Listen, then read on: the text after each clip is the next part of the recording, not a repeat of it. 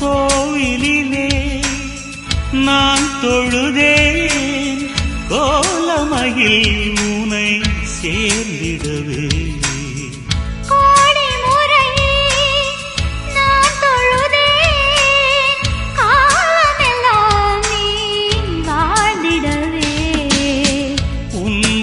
நான் பார்க்க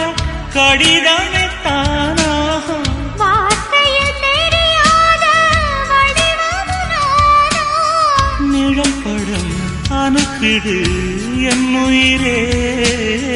நிஜமின்றி வேறில்லை என்னிடமே நலம் நலமறியாவை